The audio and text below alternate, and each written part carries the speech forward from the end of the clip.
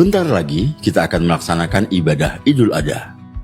Saat itu, kita akan melakukan penyembelihan hewan kurban hingga membagi-bagikan kepada mereka yang berhak. Tapi saat pandemi sekarang ini, ada aturan yang harus dipatuhi agar kita semua terhindar dari COVID-19. Mari kita ikuti tata cara penyelenggaraan kegiatan kurban di saat pandemi.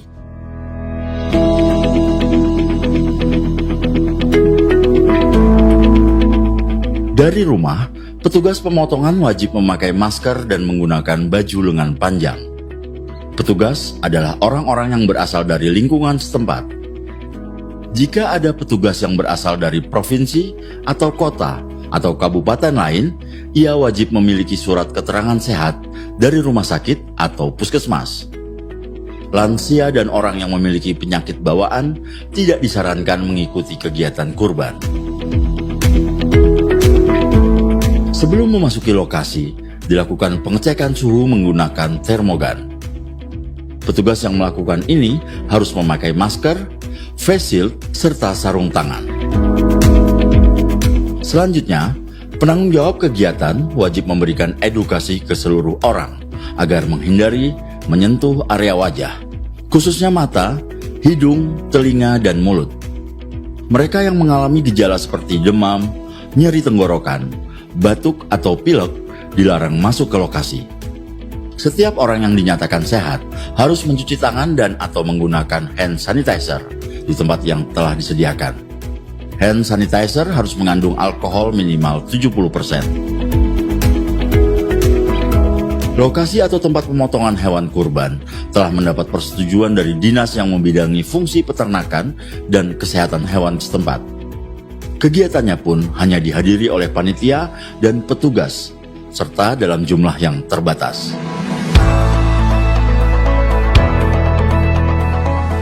Fasilitas pemotongan hewan kurban terdiri dari 2 area tugas, yaitu area kotor dan area bersih. Area kotor meliputi penerimaan hewan, pengistirahatan, penyembelihan hewan, dan penanganan limbah.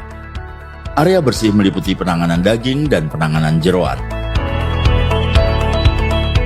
Sebelum dipotong, hewan kurban diperiksa terlebih dahulu. Pemeriksaan ini disebut antemortem.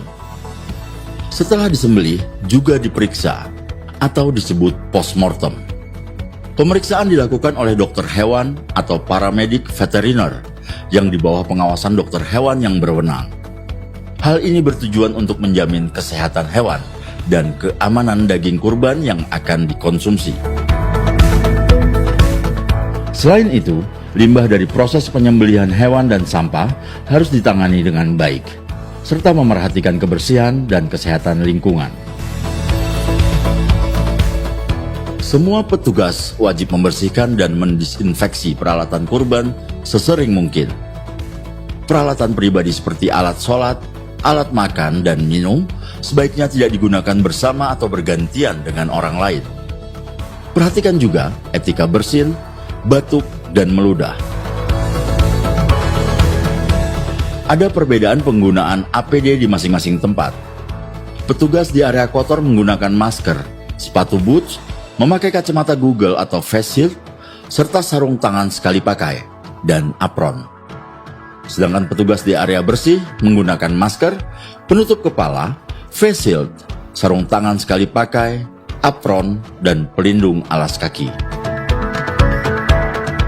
Meski sudah dilengkapi dengan alat pelindung diri, petugas tetap menjaga jarak minimal 1 meter dan tidak melakukan kontak langsung dengan orang lain. Di area kotor, petugas tidak boleh berkerumun.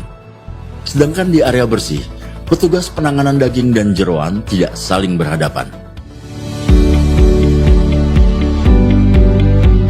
Tahap terakhir dari semua ini adalah distribusi daging kurban.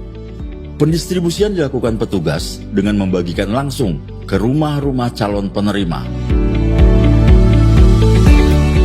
Setelah aktivitas selesai, setiap orang segera mandi dan ganti pakaian sebelum kontak langsung dengan keluarga atau orang lain. Inilah aturan yang harus kita jalankan bersama agar semua bisa menjalankan ibadah kurban dan terhindar dari wabah.